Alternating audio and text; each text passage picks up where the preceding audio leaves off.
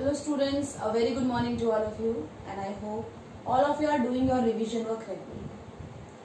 Okay students? So students, in our previous video we read about the PS and waves और मैंने आपको कहा भी था कि आप P and S waves हैं उनके बारे में डिफरेंस आपने राइट करना है. Okay, so now in today's class we already read about the earthquake, their measurement, their types. Okay, so after the reaching of primary waves and secondary waves, there are some zones that are called the shadow zones. Earthquake waves get recorded in seismograph. Earthquake waves को record करने के लिए seismograph instruments का use किया जाता है. But some specific areas where waves not reported. But कुछ specific areas ऐसे हैं जहां पर अर्थक्वेक वेव्स है उनको रिकॉर्ड नहीं किया जाता, इन्हें हम कहते हैं शैडो जोन. तो सिंपल अगर पूछा जाए शैडो जोन क्या है, वो एरिया जहां पर अर्थक्वेक वेव्स नहीं पहुंच पाती है, that are the shadow zones. Okay, so कहां पर होते हैं shadow zone? A zone between 105 and 145 from epicentre. Epicentre से 105 एंड 145 के बीच का जो एरिया होता है that are called the shadow zone. So shadow zone P waves के लिए भी होता है एंड एस वेव्स के लिए भी होता है, क्योंकि इनके जो ट्रेवल है वो डिफरेंट है. सो इनके जो शैडो एरियाज होते हैं वो भी डिफरेंट होते हैं. Zone beyond 105 not received S waves. 105 के बाद का जितना भी एरिया है वहां पर एस वेव्स नहीं पहुंच पाती है, क्योंकि हमने पढ़ा था कि सॉलिड में से क्रॉस हो सकती है, लिक्विड एंड गैस में से नहीं. This area is much larger than that of P waves. लेकिन पी वेव्स का जो शैडो जोन है वो कम है. किससे? एस वेव से. क्योंकि जो पी वेव्स है वो 105 एंड 145 के बीच में नहीं जाती है, बट जो एस वेव्स है वो 105 डिग्री का एंगल बनाने के बाद में वहां से क्रॉस नहीं हो सकती है. The shadow zone of P waves 105 to 145. So types of earthquake. There are 5 types of earthquake that are discussed in your NCERT book. So first one is volcanic eruption. जब volcano eruption होता है तो earthquake आते हैं, shake होती है हमारी अर्थ, जिसे हम कहते हैं volcanic eruption earthquake. ओके, ये फर्स्ट टाइप था. Second type tectonic plates earthquake. आपको पता है टेक्टोनिक प्लेट्स हैं वो कंटिन्यूसली मूवमेंट उनकी होती रहती है. सो जब एक दूसरे के पास में कन्वर्जेंट बाउंड्री बनेगी तो भी अर्थक्वेक आता है, और डाइवर्जेंट बाउंड्री बनेगी तो फॉल्ट की वजह से भी अर्थक्वेक आता है. तो tectonic plate earthquake is the second type. Next is collapse earthquake. जब माइनिंग की जाती है तो उसकी वजह से कई बार माइनिंग की जो रूफ होती है, माइंस की जो रूफ होती है वो कोलैप्स हो जाती है, जिसकी वजह से अर्थक्वेक आता है. उसे कहा जाता है collapse earthquake. Next one is explosion earthquake. Chemical and nuclear explosion होते हैं, उनकी वजह से अर्थ है वो शेक होती है, that is called the explosive earthquake. And the last one is reservoir earthquake. Reservoir earthquake जैसे कि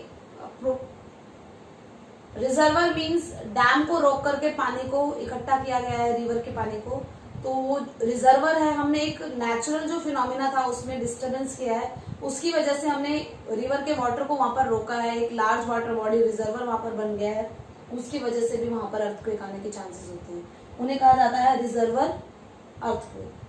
सो 5 टाइप में क्या लिखेंगे? सबसे पहले volcano eruption earthquake, tectonic plates earthquake, collapse earthquake, explosion earthquake, explosion earthquake and the last one is reservoir earthquake. So हम measure कैसे करते हैं अर्थक्वेक को? अर्थक्वेक को मेजर करने के लिए कुछ इंस्ट्रूमेंट्स का यूज किया जाता है. स्केल अकॉर्डिंग टू मैग्नीट्यूड और intensity of the shaking of earth. So दो चीजों के बेसिस पर हम मेजर करते हैं अर्थक्वेक को. First one is magnitude and second one is intensity. So magnitude means कितनी एनर्जी रिलीज हुई अर्थक्वेक के टाइम पर.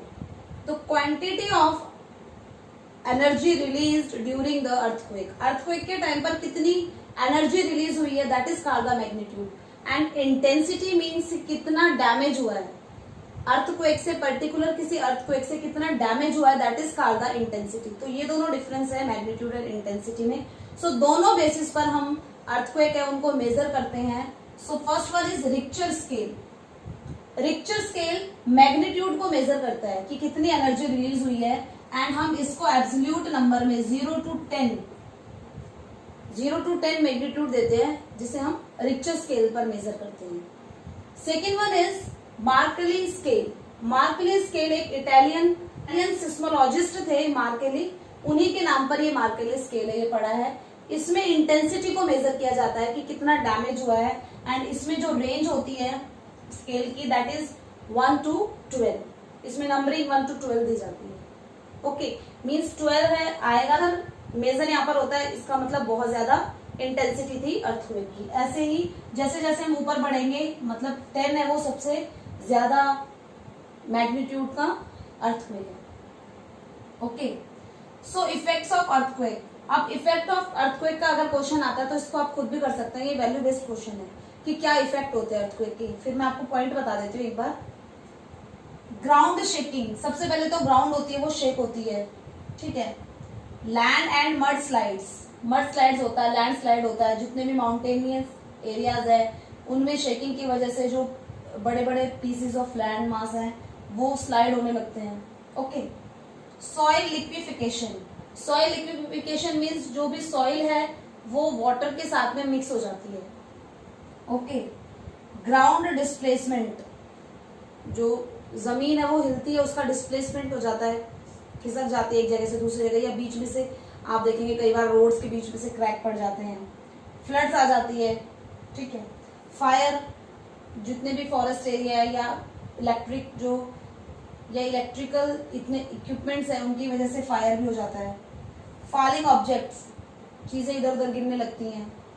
एंड सुनामी, जब ओशन में हम अर्थक्वेक आता है तो सुनामी वेव्स होती हैं, वो कोस्टल एरियाज को डैमेज कर देती है। And earthquakes are the threat to life and property, लोगों की प्रॉपर्टी एंड लाइफ का बहुत ज्यादा नुकसान होता है। Okay, so these are the effects of the earthquake. Next we will read about the structure of the earth. As you know कि हमारी अर्थ की स्ट्रक्चर कैसी है, वो 3 लेयर्स में हमने उसको डिवाइड किया है। सो सबसे जो इनर में है, हमने रेडियस पढ़ा था अर्थ का, that is 6370 kilometre. Okay, so centre से, अर्थ के सेंटर से एंड डिफरेंट लेयर स्टार्ट होती है। तो सबसे सेंटर के पास में that is inner core, and उसके बाद में outer core. So first layer है जिसे हम कोर कहते हैं। ओके, उसके बाद में lower mental, upper mantle. Second layer है दैट इज मेंटल, हमने उसको फर्दर क्लासिफाई किया है अपर एंड लोअर में। ओके, एंड क्रस्ट, जो हमारे अर्थ सरफेस के पास में जो लेयर है उसे हम क्रस्ट कहते हैं। ओके, ये 5 to 50 किलोमीटर वाइड है। And crust and upper layer of mantle, ये मिलके बनाती है lithosphere. Upper mantle and crust मिलके बनाती है lithosphere. Boundary that separates the mantle and crust, mantle and crust जिस बाउंड्री से अलग होते हैं that is called the Moho discontinuity, उसे मोहो डिस्कंटिन्यूटी कहा जाता है। Okay, so these are the 3 layers. इन लेयर्स के डिफरेंट हमने इसको कैटेगराइज इसलिए किया है, इनमें जो मिनरल्स फाउंड होते हैं उनकी इंटेंसिटी, उनकी डेंसिटी, टेम्परेचर डिफरेंट है। ओके, ग्रेविटेशनल फोर्स यहाँ पर डिफरेंस है, इसलिए हमने इनको क्लासिफाई किया है फॉर फर्दर स्टडीज के लिए। क्योंकि हम यहाँ पर पढ़ रहे हैं इंटीरियर ऑफ द अर्थ, अर्थ के इंटीरियर को समझने के लिए हमने डिफरेंट लेयर्स में सेपरेट किया अर्थ के इंटीरियर को, उनकी कैरेक्टरिस्टिक्स क्योंकि सिमिलर है कि पर्टिकुलर एरिया के कैरेक्टरिस्टिक्स सिमिलर है तो हमने उनको एक नाम दे दिया है। उसके बाद में दूसरा मीन्स जैसे इनर कोर है वो सॉलिड है जबकि आउटर कोर है वो लिक्विड है। सो इस तरह से यहाँ पर डेंसिटी, टेम्परेचर एंड इनके फॉर्म्स का पता चलता है। उस स्टडीज को बेटर करने के लिए, अर्थ के इंटीरियर को बेटर वे में समझने के लिए हमने इनको लेयर्स में क्लासिफाई किया। Okay, so students it's all about today's class. क्योंकि हम ये चैप्टर से रिवाइज कर रहे हैं, तो बेटर अंडरस्टैंडिंग के लिए जो टॉपिक्स हैं वो आपको डिफरेंट वीडियोस में मैं आपको एक्सप्लेन कर रही हूँ। तो बेटर अंडरस्टैंडिंग के लिए आप एनसीईआरटी बुक पढ़ेंगे और उसके बाद में ये टॉपिक्स हैं उसकी हेल्प से आप समझेंगे. Okay, so best of luck for your studies. Thank you.